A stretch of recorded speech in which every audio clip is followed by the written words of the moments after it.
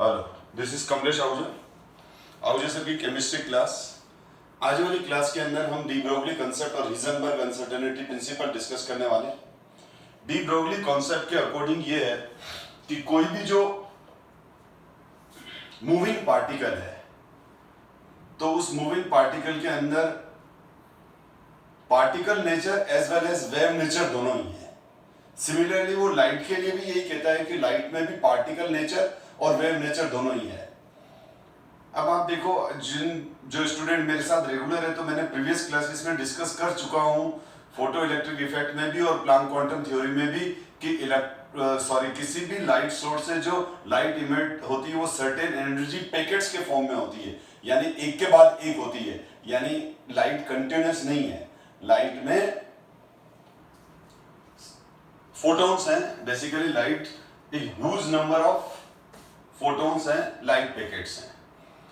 खैर, लेकिन de Broglie concept अपन जो डिस्कस करने वाले हैं इस चैप्टर के अंदर वो इलेक्ट्रॉन पर डिस्कस करने वाले हैं। तो डी ब्रोगली ये भी कहता है कि कोई पार्टिकल है जो मूविंग पार्टिकल है, तो मूविंग पार्टिकल में दोनों कैरेक्टर है, यानी वेव कैरेक्टर भी है और पार्टिकल कैरेक्टर भी है। पार्टिकल का मतलब तो इंडिविजुअल है वो,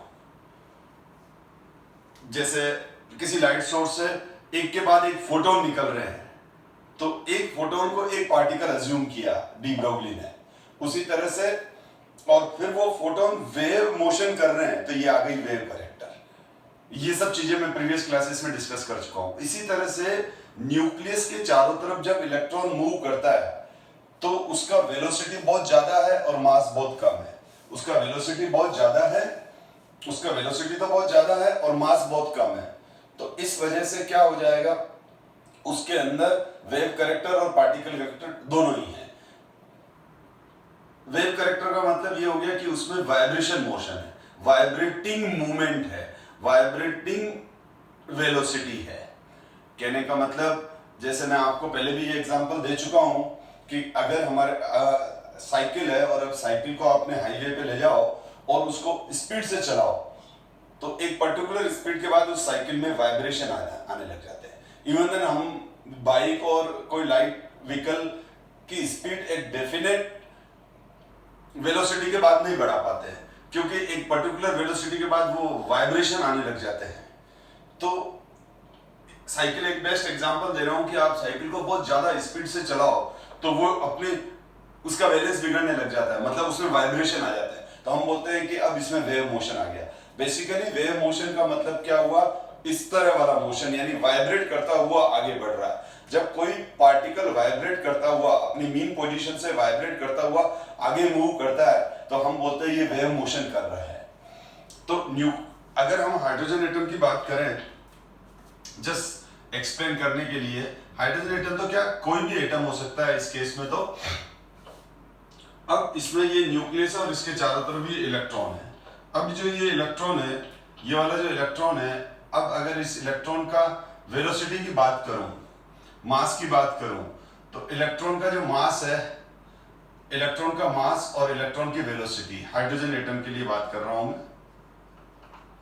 तो इलेक्ट्रॉन का मास तो बहुत ही कम होता है, 9.1 इंटू 10⁻⁻28 ग्राम बोल दूं, या फिर 9.1 इंटू 10⁻⁻31 kg। और इधर वेलोसिटी, हाइड्रोजन एटम की जो वेलोसिटी है, तो किसी भी एलिमेंट की जो वेलोसिटी हम फाइंड आउट करते हैं वो इस फॉर्मूले से करते हैं। Velocity 2.188 into 10⁸ into Z/n centimetre पर सेकंड, और 2.188 इंटू 10⁶ कर दूंगा Z/n metre per second, metre per second. तो किसी भी एटम में अगर किसी पर्टिकुलर इलेक्ट्रॉन का वेलोसिटी फाइंड आउट करना है तो हम ये वाला फॉर्मूला यूज करते हैं। वेलोसिटी का फॉर्मूला हो गया 2.188 into 10⁶ into Z/n metre per second, और अगर 8 है तो ये सेंटीमीटर पर सेकंड। फॉर H एटम, तो H एटम में इलेक्ट्रॉन कितने होते हैं? H एटम में इलेक्ट्रॉन एक ही उस, और वो इलेक्ट्रॉन ये रहा। इस H एटम में, H एटम के लिए Z की वैल्यू 1 है और N की वैल्यू भी 1 है, वो फर्स्ट ऑर्बिट में रिवॉल्व करता है। तो हाइड्रोजन एटम का तो Z की वैल्यू भी 1 आ जाएगी और N की वैल्यू भी 1 आ जाएगी। तो हाइड्रोजन एटम का जो इलेक्ट्रॉन है, उस इलेक्ट्रॉन की जो वेलोसिटी है वो है 2.188 into 10⁶ मीटर पर सेकंड। यानी इलेक्ट्रॉन की जो वेलोसिटी होती है वो 10⁶ मीटर पर सेकंड के ऑर्डर की होती है, यानी काफी ज्यादा है इलेक्ट्रॉन की वेलोसिटी। हीलियम के लिए, हीलियम इलेक्ट्रॉन्स की, हीलियम आयन के लिए बात करें तो Z की वैल्यू 1 और N की वैल्यू 1 आ जाएगी। सॉरी बेटा, हीलियम के लिए बात करेंगे तो Z की वैल्यू 2 और N की वैल्यू 1 आ जाएगी। तो हाइड्रोजन एटम के इलेक्ट्रॉन की जो वेलोसिटी है वो है 2.188 into 10⁶ मीटर पर सेकंड। तो यहां पर ये फॉर्मूला बेटा आप लर्न कर लेना, वेलोसिटी का फॉर्मूला है। और मैं ना आपको एक रेडियस का फॉर्मूला भी बता देता हूं, क्योंकि प्रीवियस क्लास में मैं कहीं डिस्कशन में नहीं आया है मेरे, लेकिन रेडियस का जो फॉर्मूला होता है वो ये होता है 0.529 into n²/z, एंग्स्ट्रॉम में। किस में आता है? एंग्स्ट्रॉम में। और 1 एंग्स्ट्रॉम किसके बराबर होता है? 10⁻⁸ सेंटीमीटर एंड 10⁻⁻10 मीटर। तो ये भी कभी अगर हाइड्रोजन एटम का रेडियस पूछे तो what is radius of hydrogen atom? तो radius of H atom, radius of H atom, तो Z की वैल्यू 1 है उसका, N की वैल्यू 1 है। तो जब इस फॉर्मूले में Z की वैल्यू 1 और N की वैल्यू 1 रखोगे तो 1 का स्क्वायर 1 और ये, तो रेडियस क्या आ जाएगी? 0.529 एंग्स्ट्रॉम। ठीक है, हम थोड़ा पॉइंट से अलग चले गए, लेकिन ये फॉर्मूला भी मेरे को अभी याद आया तो मैंने बता दिया। तो आप ध्यान देना, इलेक्ट्रॉन 3 फॉर्मूले इंपॉर्टेंट हैं। एनर्जी का formula E = -13.6 into Z²/n² electron volt. Velocity का फॉर्मूला अभी बताया, V = 2.188 into 10⁶ into Z/n metre per second. और ये रेडियस का formula 0.529 into n²/z angstrom. Hydrogen atom की रेडियस पूछे तो 0.5293 एंगस्ट्रॉम है। बहुत सारी बुक में ये वैल्यू 0.53 एंगस्ट्रॉम भी लिखा रहता है। इसको राउंड अप करके लिख दिया, तो परेशान मत होना। एनीवे, तो इसका मतलब ये हुआ कि जो न्यूक्लियस के चारों तरफ जो इलेक्ट्रॉन है वो क्या है? क्लियर हो गया, लेस मास और हाई वेलोसिटी है। तो ये इलेक्ट्रॉन क्या हो गया? ये इलेक्ट्रॉन लेस मास और हाई वेलोसिटी है। मास बहुत कम है और वेलोसिटी बहुत ज्यादा है। तो ये इलेक्ट्रॉन इस ब्लैक पाथ पर मूव नहीं करेगा। ब्लैक पाथ जो है ये ऑर्बिट है। ये ऑर्बिट इसकी मीन पोजीशन को बता रहा है। ये ऑर्बिट क्या बता रहा है बेटा? इसकी मीन पोजीशन को बता रहा है। अब ये इलेक्ट्रॉन अपनी इस मीन पोजीशन के near by up and down एक वेव की तरह मूव करेगा। किस तरह से मूव करेगा? वेव की तरह। तो ये जो रेड पाथ है ये एक्चुअल इलेक्ट्रॉन का पाथ है। जो ब्लैक सर्कल है वो ऑर्बिट है। ब्लैक सर्कल है यहाँ पर, ये वाला, ये ऑर्बिट है जो इलेक्ट्रॉन की मीन पोजीशन को बता रहा है। और जो ये रेड पाथ है, जो रेड वेवी पाथ है, वो इलेक्ट्रॉन का एक्चुअल पाथ है। तो हम क्या बोलेंगे? न्यूक्लियस के चारों तरफ, हम क्या कहेंगे? न्यूक्लियस के चारों तरफ इलेक्ट्रॉन वेव मोशन करता है, जबकि है वो पार्टिकल पर मोशन उसका वेव टाइप है। इसीलिए हम क्या बोलेंगे? इलेक्ट्रॉन में ड्वेल नेचर है, मूविंग मैटर में ड्वेल नेचर है, particle as well as wave nature. Wave nature का मतलब उसका motion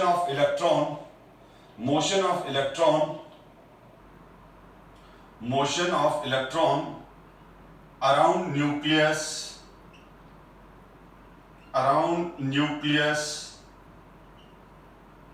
is wave motion. तो वेव मोशन होता है इलेक्ट्रॉन का। समझ में आ गया वेव मोशन क्यों है इलेक्ट्रॉन का? आपको कोई पूछे कि इलेक्ट्रॉन वेव मोशन क्यों करता है न्यूक्लियस के चारों तरफ, तो आप बोलोगे यानी ये वाइब्रेट करता हुआ ये, तो आप कहोगे कि इलेक्ट्रॉन का मास बहुत कम है, वेलोसिटी बहुत ज्यादा है, इसीलिए वो ऑर्बिट उसकी मीन पोजीशन हो जाती है यानी ब्लैक वाला पाथ, और उसके नियर बाय इस तरह से वेव मोशन करता है। तो वेव नेचर है इलेक्ट्रॉन की, और पार्टिकल भी है यानी मास है, उसमें मास है तो पार्टिकल नेचर हो गई, और जब वो मूव कर रहा है, वो वेव जैसे मूव कर रहा है, तो हम क्या बोलेंगे उसमें वेव कैरेक्टर भी है। उसमें मास है तो हम क्या बोलेंगे उसमें वेव कैरेक्टर भी है, सॉरी उसमें मास है तो हम क्या बोलेंगे उसमें पार्टिकल कैरेक्टर है। किसी भी मैटर में अगर मास है तो हम बोलेंगे पार्टिकल कैरेक्टर है, और जब वो मूव कर रहा है तो वेव टाइप कर रहा है तो हम बोलेंगे उसमें वेव नेचर भी है। तो डी ब्रोगली ये कहता है कि किसी भी पार्टिकल के अंदर क्या होता है, किसी भी मूविंग पार्टिकल के अंदर वेव कैरेक्टर और पार्टिकल कैरेक्टर दोनों साथ साथ होते हैं अगर वो मूविंग है तो, क्यों मूव करेगा तो वाइब्रेशन होगी। और इलेक्ट्रॉन के अंदर ये इफेक्टिवली दिखता है, और इलेक्ट्रॉन के अंदर वो इसीलिए इफेक्टिव दिख रहा है क्योंकि इलेक्ट्रॉन का मास कम है और वेलोसिटी बहुत ज्यादा है, इस वजह से उसका वेव कैरेक्टर ज्यादा डोमिनेट होता है। तो किसी भी मैटर का, किसी भी पार्टिकल का जैसे जैसे मास कम करते जाओगे और वेलोसिटी बढ़ाते जाओगे तो उसके अंदर वेव कैरेक्टर डोमिनेट होता जाएगा। हवाई जहाज और ट्रक भी जब मूव करते हैं तो इनमें भी वेव कैरेक्टर है, पर वो वेव कैरेक्टर बहुत कम है क्योंकि हवाई जहाज का, एरोप्लेन का और ट्रक का मास बहुत ज्यादा होता है, इस वजह से उसका वेव कैरेक्टर डोमिनेंट नहीं हो पाता। और इलेक्ट्रॉन जैसे माइन्यूट पार्टिकल्स का वेव कैरेक्टर इसलिए डोमिनेट हो जाता है क्योंकि उनका मास बहुत कम है और वेलोसिटी बहुत ज्यादा है। अब इसको ये देखो, E equals to mc square, ये इक्वेशन फर्स्ट है जो आइंस्टीन इक्वेशन है। एनर्जी के दो फॉर्मूले हैं, आइंस्टीन इक्वेशन इसको बोलते हैं अपन आइंस्टीन इक्वेशन, और दूसरा होता है E equals to h nu, ये होता है प्लांक एनर्जी फॉर्मूला, ठीक है, प्लांक इक्वेशन। तो हमारे पास एनर्जी के दो फॉर्मूले हैं, जो एक तो आइंस्टीन ने दिया, ठीक है, एक तो आइंस्टीन ने दिया और दूसरा दिया हमारे को प्लांक ने। तो ये दोनों एनर्जी के फॉर्मूले हैं बेटा। तो first formula equals to second formula कर देते हैं, mass, velocity of light, Planck's constant, frequency. तो ये दोनों तो mc स्क्वायर किसके बराबर हो जाएगा, h न्यू के, क्योंकि दोनों एनर्जी के फॉर्मूले दोनों E है, E equals to E, mc square equals to h nu. Nu frequency है, न्यू फ्रीक्वेंसी है, और फ्रीक्वेंसी क्या होती है, c बाय लैम्डा। तो ये यहां पर मैं किसकी वैल्यू पुट कर रहा हूं, यहां पर मैं वैल्यू पुट कर रहा हूं hc बाय लैम्डा। तो अब यहां पर c से c कैंसिल हो गया, लैम्डा को इधर ले लिया मैंने, तो ये आ गया h upon mass into velocity. और मास इनटू वेलोसिटी, मोमेंटम क्या होता है बेटा, जो मोमेंटम होता है, मोमेंटम जो लीनियर मोमेंटम है, एंगुलर मोमेंटम है, तो ये लीनियर मोमेंटम की बात कर रहा हूं। तो मोमेंटम क्या होता है, मोमेंटम होता है मास इनटू वेलोसिटी, mv। तो यहां पर तो ये जो है ना D Broglie concept universal concept है। यूनिवर्सल कंसेप्ट का मतलब ये लाइट फोटोन पे भी लग रहा है, लीनियर मोशन पे भी लगेगा, ठीक है, जैसे कोई चीज लीनियरली मूव कर रही है, लेकिन इलेक्ट्रॉन पे कैसे अप्लाई होगा वो डिस्कस कर रहे हैं। पहले तो मैं आपको डी ब्रोगली कंसेप्ट एक्सप्लेन कर रहा हूं, फिर इस डी ब्रोगली कंसेप्ट को हम एटम के इलेक्ट्रॉन पे कैसे अप्लाई करेंगे वो डिस्कस करेंगे। पहले डी ब्रोगली कंसेप्ट समझो। तो डी ब्रोगली कंसेप्ट ने, डी ब्रोगली ने क्या किया, इन दोनों इक्वेशन को इक्वेट किया, तो lambda equals to H upon MC आ गया। ये दोनों वैल्यू इक्वेट है तो ये दोनों इक्वेट हो गए। फ्रीक्वेंसी की वैल्यू क्या रख दी, फ्रीक्वेंसी की वैल्यू c बाय लैम्डा रख दी, c से c कैंसिल हो गया, mc इधर आ गया, ये मास इनटू वेलोसिटी आ गया। तो मास इनटू वेलोसिटी आ गया, तो lambda equals to h upon p। ये इक्वेशन डी ब्रोगली इक्वेशन है, जो जिसको हमने इसमें कन्वर्ट किया। तो lambda equals to h by p, this equation is called de Broglie equation. This equation is called de Broglie equation. और lambda क्या है, lambda is the de Broglie wavelength. de Broglie wavelength है। h is the Planck constant, जिसकी value मालूम है आपको 6.67 into 10⁻34 joule into second. क्या अब हम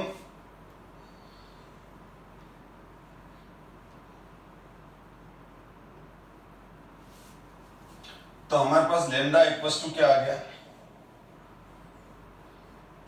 lambda equals to h upon p। ये डी ब्रोगली इक्वेशन हो गई। अब इस डी ब्रोगली इक्वेशन को हम एटम पर अप्लाई करेंगे। तो डी ब्रोगली ने ये इक्वेशन बनाई। अब बोर ने क्या कहा था, बोर के अकॉर्डिंग इलेक्ट्रॉन पार्टिकल है, और जब इलेक्ट्रॉन पार्टिकल है तो उसमें एंगुलर मोमेंटम होगा। और अकॉर्डिंग टू बोर पोस्टुलेट, अगर मैं बोर के अकॉर्डिंग बात करूं तो अकॉर्डिंग टू नील्स बोर, ठीक है, electron is particle, electron is particle, electron is particle, therefore it have angular momentum around nucleus के चारों तरफ इसका इलेक्ट्रॉन का एंगुलर मोमेंटम होगा ड्यूरिंग रिवॉल्विंग, जब वो रिवॉल्व कर रहा है। और वो एंगुलर मोमेंटम किसके बराबर होता है, mvr equals to this angular momentum of, पढ़ा चुका हूं मैं, this angular momentum mvr equals to क्या होता है, nh upon 2 pi. This angular momentum is equals to mvr equals to nh upon 2 pi, where n equals to number of orbit 1 2 3 4, m mass of electron, v velocity of electron, r radius nucleus और electron के बीच की distance, जो अभी बताया मैंने formula थोड़ी देर पहले, आर का बताया था ना फॉर्मूला, मैंने जस्ट रिवाइज करा देता हूं, 0.529 इंटू एन स्क्वायर अपॉन जे एंगस्ट्रॉम, ये बताया था मैंने। तो बोर के अकॉर्डिंग इलेक्ट्रॉन क्या है, पार्टिकल है, तो उसमें न्यूक्लियस के चारों तरफ जब घूम रहा है तो उसके अंदर क्या होगा, एंगुलर मोमेंटम होगा। तो ये जो एंगुलर मोमेंटम है mvr equals to nh upon 2 pi के बराबर होगा। अब मैं अगर इस इक्वेशन को मैं ऐसे लिख रहा हूं, mvr equals to nh upon 2 pi, तो मैं इस इक्वेशन को यूं लिख सकता हूं, 2 पाई को इधर ले लिया, nh upon mass into velocity, mass of electron, velocity of electron, 2 pi r किसका फॉर्मूला होता है, सर्कमफेरेंस का, n h अपॉन p क्योंकि P इक्वल्स टू mv है, तो मैंने इसकी जगह क्या ले लिया, P ले लिया। तो अब मेरे पास ये देखो, ये किसके बराबर आ गया, 2 pi r equals to NH upon P। ठीक है, इस इक्वेशन को रीअरेंज कर दिया जो बोर ने दिया।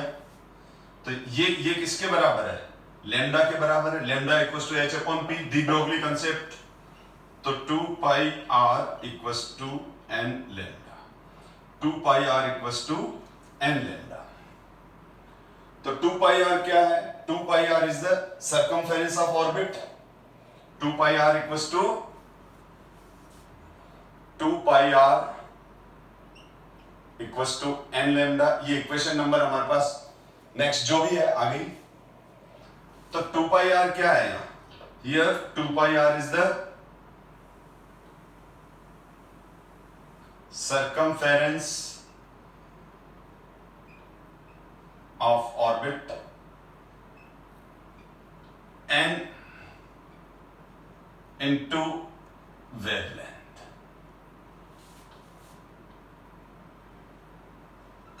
ठीक है, तो n वेव्स बनेगी, एक वेवलेंथ, लैम्डा एक वेवलेंथ को बता रहा था, n वेवलेंथ बनेगी, n वेवलेंथ बनेगी तो n वेव्स बनेगी। यानी वो ये कह रहा है कि अब n की वैल्यू क्या है, n की वैल्यू है 1 2 3, यानी n equals to first orbit, तो 2 pi r equals to lambda. n equals to 2, तो 2 pi r equals to 2 lambda. n equals to 3, 2 pi r equals to 4 lambda, sorry 3 lambda. n equals to 4, तो 2 pi r equals to 4 lambda. ये NCERT का question भी है बेटा, ये NCERT का question भी है।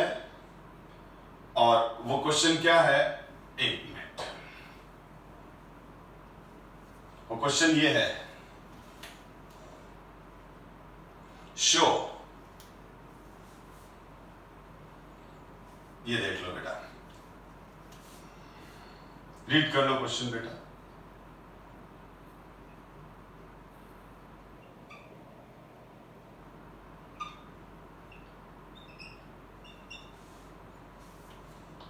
ये 2 pi r equals to n।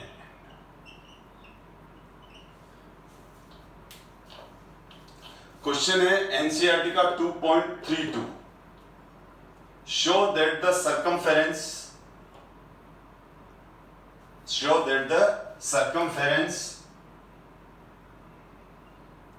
Spelling mistake थी, show that the circumference of the Bohr orbit for the hydrogen atom is an integral, ये रहा, multiple of the de Broglie wavelength। ये कौन सी वेवलेंथ है बेटा, this wavelength is D Broglie wavelength. तो देखो अब क्वेश्चन ध्यान से पढ़ो वापस, show that the circumference of the Bohr orbit, ये तो बोर ऑर्बिट ही है क्योंकि मैं बोर की बात कर रहा था अभी। तो show that the circumference of the Bohr orbit for the hydrogen atom is the integral multiple, यानी n की value 1 2 3 4 5 integral multiple of the de Broglie wavelength associated with the electron revolving around the orbit। तो अब जब exam में आ जाए आपको तो आप सीधा ये तो फाइनल रिजल्ट आया बेटा, शो करना है। तो इस क्वेश्चन को हम कैसे सॉल्व करेंगे अभी बता दिया मैंने आपको, यानी कैसे सॉल्व करोगे, एग्जाम में क्वेश्चन आया तो सीधा लिखोगे बोर के अकॉर्डिंग क्या है, बोर के अकॉर्डिंग आप ये लिखोगे mvr equals to NH upon 2 pi, NH upon 2 pi, फिर 2 पाई इधर ले लोगे, 2 pi r equals to NH upon mass into velocity, फिर 2 पाई r इक्वल्स टू क्या लिखोगे NH अपॉन P, फिर लिखोगे ये किसके बराबर है 2 pi r equals to n lambda. और ये क्या है, this is the de Broglie wavelength, lambda upon H को क्या बोलते हैं अपन? डी ब्रोगली वेवलेंथ, जो एच अपॉन पी के बराबर होती है। उसके बाद एग्जांपल दे दोगे n इक्वल टू 1 2 3 4 जैसा मैंने लिखा अभी। 2 मार्क्स का क्वेश्चन आता है ये, तो बस इतना सा लिख के। और अच्छा, फिर भी मैं इसको क्लियर कर रहा हूं वापस, और ज्यादा देखो बेटा, जब मैं बोल रहा हूं 2 पाई आर इक्वल्स टू लेमडा, तो फर्स्ट ऑर्बिट के लिए हो गया।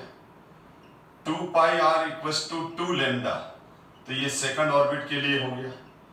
2 पाई आर इक्वल्स टू 3 लेमडा, तो ये थर्ड ऑर्बिट के लिए हो गया। जब हम फर्स्ट ऑर्बिट की बात करेंगे, जब हम सेकंड ऑर्बिट की बात करेंगे, जब हम थर्ड, फर्स्ट ऑर्बिट मतलब कितनी वेव बनेगी? एक वेव बनेगी। सेकंड ऑर्बिट मतलब कितनी वेव बनेगी? 2 वेव बनेगी। ये ब्लू और ब्लैक इसलिए कर दी कि 2 वेव बन गई। थर्ड ऑर्बिट का मतलब कितनी वेव बनेगी? 1 2। ये कलर इसलिए डिफरेंट ले रहा हूं ताकि आपको समझ में आ जाए कि 3 वेव कैसे बन गई। 3 वेव है, डिफरेंशिएट हो आपके सामने।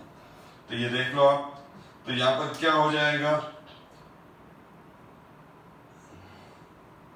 ये एक वेव, ये दूसरी वेव, और ये तीसरी वेव। और इसमें क्या हो जाएगी? ये एक वेव और ये दूसरी वेव। और इसमें फर्स्ट ऑर्बिट में एक ही वेव है बेटा। अब आप बोलोगे सर अब ये एटम में कैसे है? तो देखो एटम में कैसे है।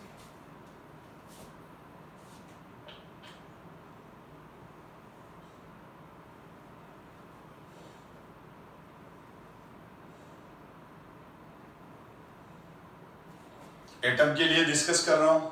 ये फर्स्ट ऑर्बिट, ये सेकंड ऑर्बिट, ये थर्ड ऑर्बिट। फर्स्ट ऑर्बिट का सरकमफेरेंस छोटा बनाऊंगा, सेकंड का और ज्यादा। ये फर्स्ट ऑर्बिट के लिए सेंटर में न्यूक्लियस है। सेंटर में, ये सेंटर में जो रेड डॉट है ये इनका न्यूक्लियस है।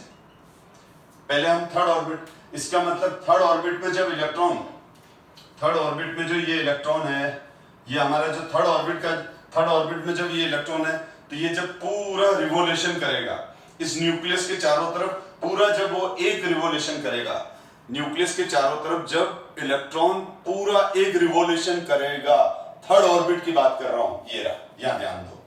थर्ड ऑर्बिट में न्यूक्लियस के चारों तरफ जब ये पूरा यहां से आके वापस यहां आया, तो कितनी वेव्स कंप्लीट करेगा? कितने वाइब्रेशन कंप्लीट करेगा?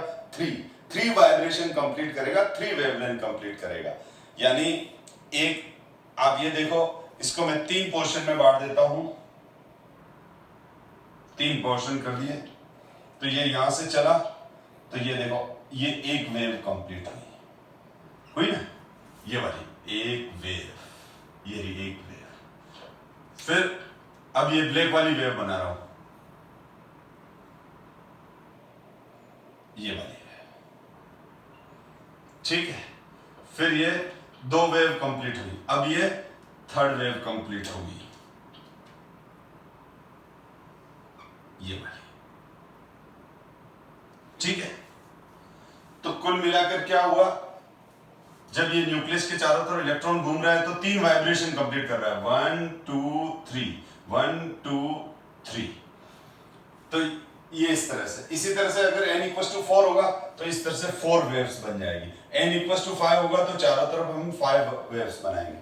तो जब n इक्वल टू 2 होगा तो n इक्वल टू 2 होगा तो 2 वेव बनेगी। n इक्वल टू 2 होगा तो बेटा कितनी वेव्स बन जाएगी? 2। एक वेव ये वाली, तो इसको हाफ हाफ कर दो, तो एक तो ये वाली वेव, एक तो ये वाली वेव जिसको मैंने अभी रेड कर दिया, ये वाली वेव, ये वेव बना दी, और दूसरी ये वाली,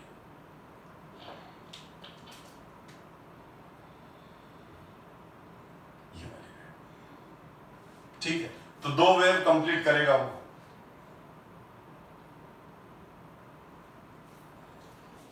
और फर्स्ट ऑर्बिट में वो एक ही वेव कंप्लीट करेगा। तो आप देखो, ये हाफ वेव, बोर्ड पे ध्यान देना बेटा, फर्स्ट वाली को बहुत जनों को समझ में नहीं आती, ये हाफ वेव, ये हाफ वेव, हो गई। तो यहां से यहां तक कितनी वेव हुई, हाफ। फिर ये यहां से यहां तक कितना हुआ, बाकी हाफ। तो पूरा सर्कल बन गया। ये पूरी एक वेव हो गई बेटा। ये ब्लैक वाली एक और हो गई। ब्लू तो ऑर्बिट थी, तो यहां पर ब्लू और ब्लैक एक ही बात हो गई, लेकिन यहां ब्लू ऑर्बिट अलग है और उसके चारों तरफ इलेक्ट्रॉन उसकी मीन पोजीशन पर आ रहा है। तो फर्स्ट ऑर्बिट सर्कुलर ही होगी। बोर के अकॉर्डिंग भी फर्स्ट ऑर्बिट सर्कुलर है। एक सोमरफील्ड साइंटिस्ट था, उसने भी फर्स्ट ऑर्बिट को सर्कुलर ही कहा। डी ब्रोगली कंसेप्ट ने भी फर्स्ट ऑर्बिट को सर्कुलर ही कहा। डी ब्रोगली के according first orbit exact circle बना देती है, बट उसके बाद सारी वो वेवी होती है। सेकंड ऑर्बिट में 2 वाइब्रेशन कंप्लीट होते हैं, 2 वेव्स कंप्लीट होती है। थर्ड ऑर्बिट में 3 वेव्स कंप्लीट होती है। फोर्थ ऑर्बिट में 4 वेव्स कंप्लीट होती है। तो ये इस तरह से वेव मोशन करता है न्यूक्लियस के चारों तरफ इलेक्ट्रॉन। आई थिंक अब आपको समझ में आ गया होगा। और 1 वाइब्रेशन में 360 का एंगल कंप्लीट होता है। आप देख लो 1 वाइब्रेशन में हमेशा कितने का एंगल कंप्लीट होगा, 360 का। ये यहां से यहां तक आया। ये देखो, अगर मैं 1 वाइब्रेशन बना रहा हूं, ये 1 वाइब्रेशन, तो जैसे ये इलेक्ट्रॉन यहां पर आया, ये रहा इलेक्ट्रॉन, ये यहां से यहां तक आया, तो इसने 1/4 वाइब्रेशन कंप्लीट किया। यहां पर हाफ वाइब्रेशन कंप्लीट किया, यहां पर 3/4 वाइब्रेशन कंप्लीट किया, और यहां इसका 1 वाइब्रेशन कंप्लीट हुआ। ठीक है, तो यहां से यहां तक एक वेवलेंथ बनी, और एक वेवलेंथ में वो, तो ये यहां से यहां अब गया, तो कितना हुआ, 1/4, मतलब 90 डिग्री का एंगल पूरा हुआ। देख लो आप, हो जाएगा ना 90 एंगल, इस मीन पोजीशन से 90, फिर 90 डाउन आएगा ये। तो यहां से यहां 90 एंगल कंप्लीट। अब नीचे आते वक्त दूसरा 90 नीचे की तरफ आया, तो ये 180 डिग्री कंप्लीट हुआ। और इस पॉइंट पर आते आते 90 अप 90 डाउन। अब 90 रिवर्स में, मतलब ये क्रस्ट और ट्रफ, तो 90 क्रस्ट की तरफ जाते वक्त, फिर 90 वापस मीन पोजीशन की तरफ आते वक्त 180 हो गया।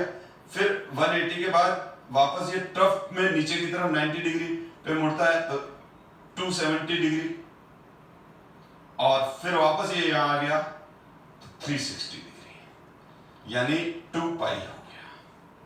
यानी क्या हो गया, 360 का एक वाइब्रेशन 360, और 360 के अगर सारे पॉइंट आपने मिला दिए, 360 के सारे पॉइंट अगर आप मिला दो, तो सर्कल बनेगा। इतना ये मैथ्स के फंडे हैं बेटा, फिर भी मैं क्लियर कर रहा हूं। अब अगर आपको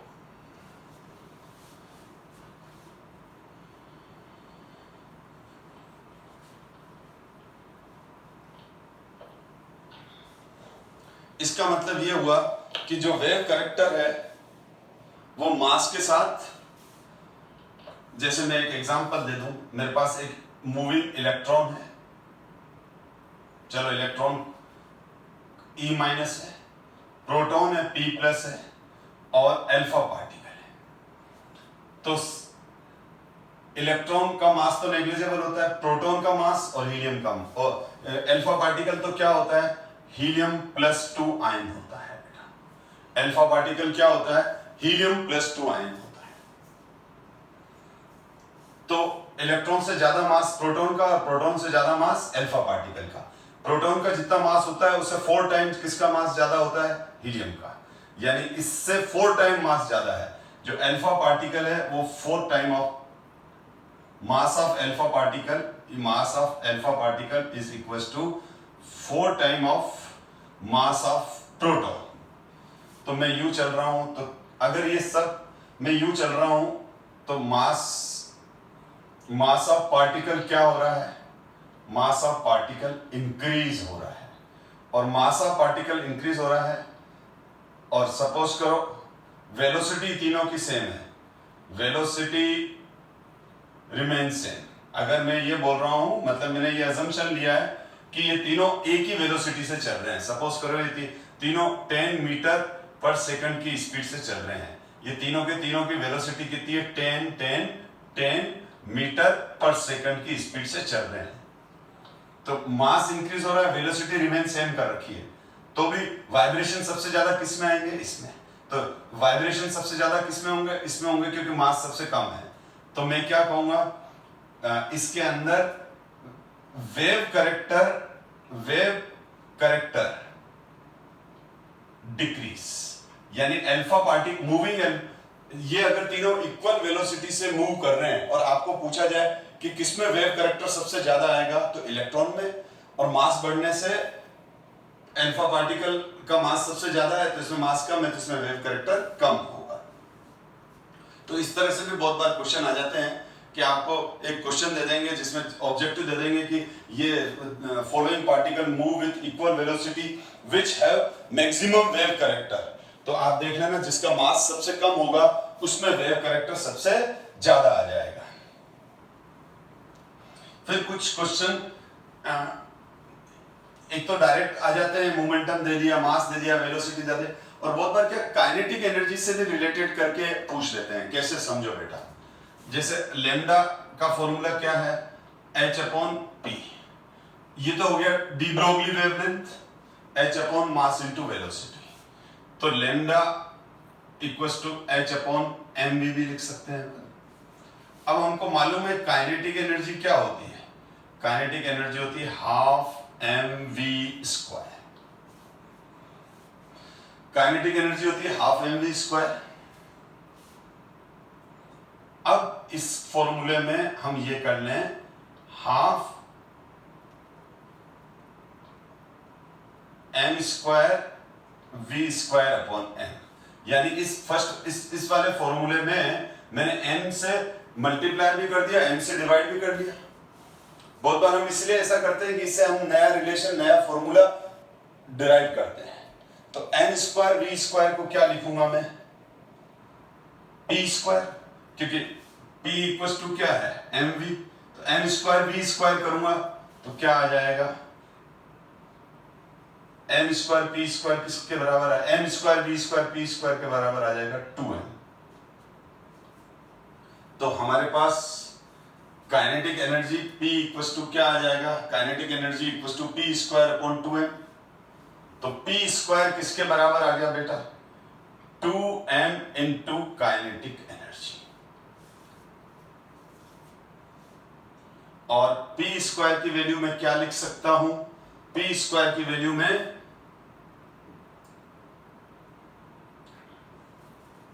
ये देखो बेटा, तो P इक्वल्स टू क्या होगा, H/λ हो गया ना, लैम्डा इक्वल्स टू H/P। तो मैं इसकी जगह p² की जगह लिख सकता हूं H²/λ² equals to 2m ke। समझ में आ गया बेटा, क्योंकि ये रहा लैम्डा इक्वल्स टू H/P। अब मैं इसको रीअरेंज करके लिखूं तो λ² इक्वल्स टू क्या आ जाएगा, λ² equals to H² 2m ke।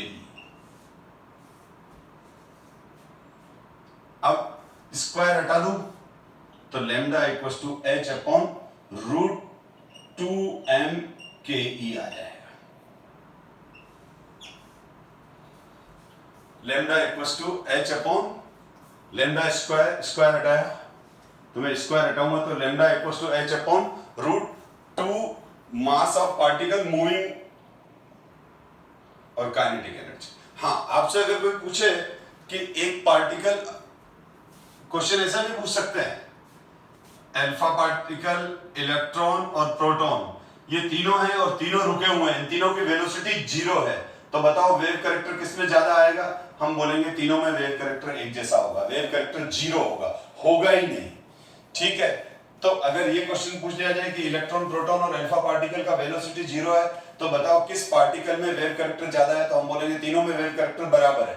तो वो पूछेगा कितना है भाई, 0 है, क्योंकि जब तक moving particle, moving D Broglie concept है ही मूविंग पार्टिकल के लिए। अगर वो मूव नहीं कर रहा है तो फिर डी ब्रोगली कंसेप्ट एप्लीकेबल नहीं है। मूव करेगा तो ही वाइब्रेशन आएंगे और उस वाइब्रेशन को ही तो हम वेव मोशन कह रहे हैं।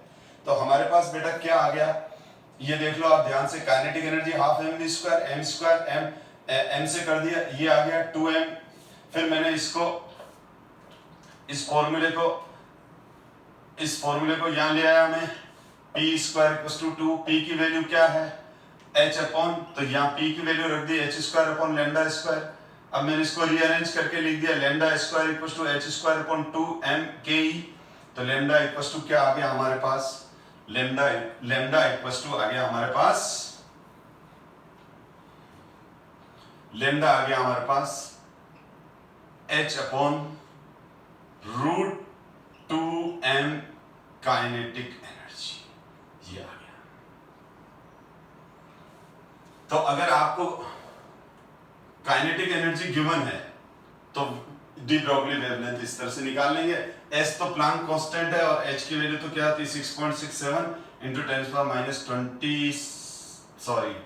-34 जूल इंटू सेकंड। और किसी charge particle, for any charge particle, अब इसमें एक क्वेश्चन और आ जाता है, वैसे ये फिजिक्स में आएगा पर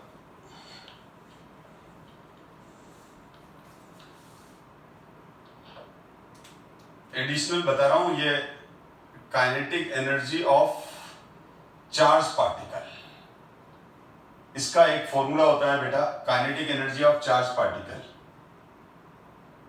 EV, E is the charge of charge particle, ठीक है, मतलब समझे, जैसे इलेक्ट्रॉन है तो इलेक्ट्रॉन पर चार्ज कितना है 1.6 इंटू 10⁻⁻19 कूलम,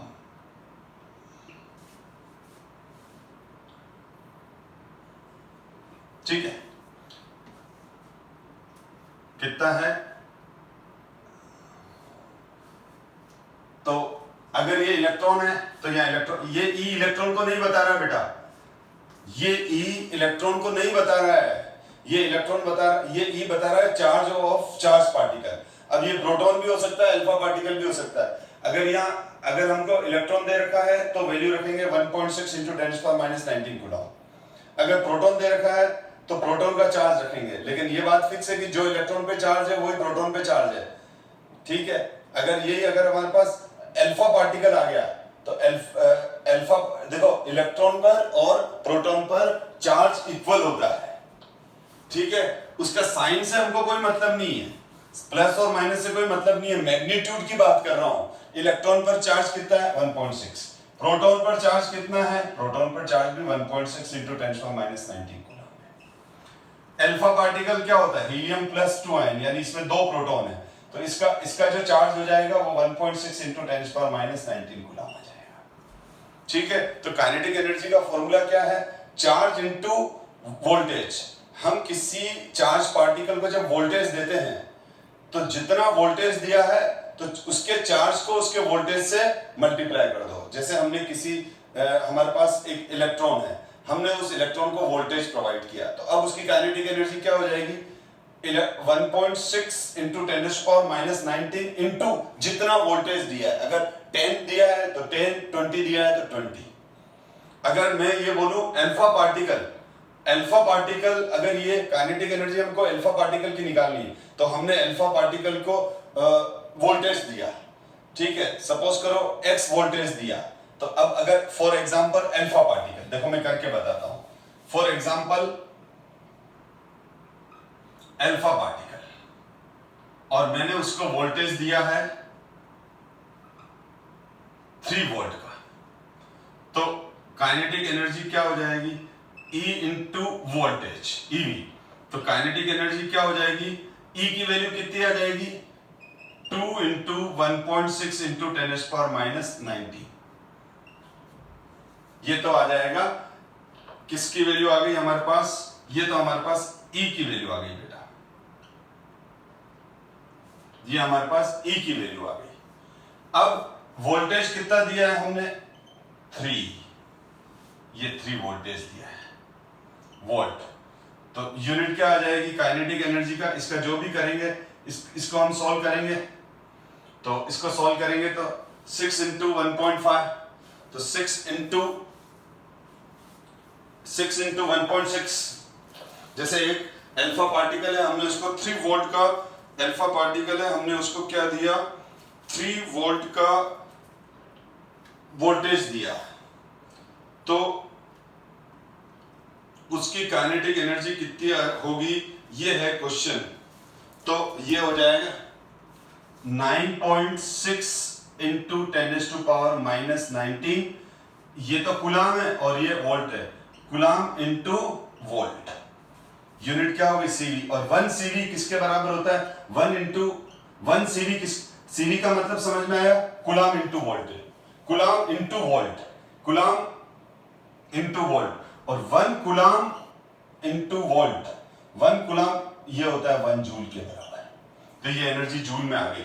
तो मैं क्या लिखूंगा, काइनेटिक एनर्जी आ गई 9.6 इंटू 10⁻⁻19 कुलाम इंटू वोल्ट, क्योंकि ये यूनिट कुलाम में है बेटा, ये देख लो, और ये वोल्ट में है, ठीक है, और 1 कुलाम, और सीवी को हम क्या लिखते हैं, जूल। ये फिजिक्स का कंसेप्ट है, फिर भी मैंने यहाँ डिस्कस कर लिया, ठीक है ना। फिजिक्स में आप डिटेल में पढ़ लोगे, पर बहुत बार क्या केमिस्ट्री में क्वेश्चन पूछ लेते हैं, तो वो मैं क्लियर कर रहा हूं। 1 कुलाम वोल्ट भी सीखा आपने, 1 सीवी इक्वल टू 1 जूल। तो इस तरह से किसी भी किसी भी चार्ज पार्टिकल का जब काइनेटिक एनर्जी फाइंड आउट करना हो, तो हम इससे भी कर सकते हैं। तो हमको ये फॉर्मूला दो तरह के क्वेश्चंस में हम इसको कर सकते हैं। कभी ऐसा आ जाए कि डी ब्रोगली वेवलेंथ निकालो, और ये दे रखा हो कि हमने एक इलेक्ट्रॉन को, ठीक है, अब जैसे फाइंड आउट, एक क्वेश्चन करवाता हूं, चलो, find out de Broglie wavelength, find out de Broglie wavelength, question है find out de Broglie wavelength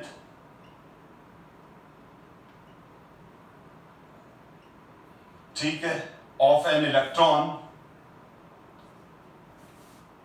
whose accelerated with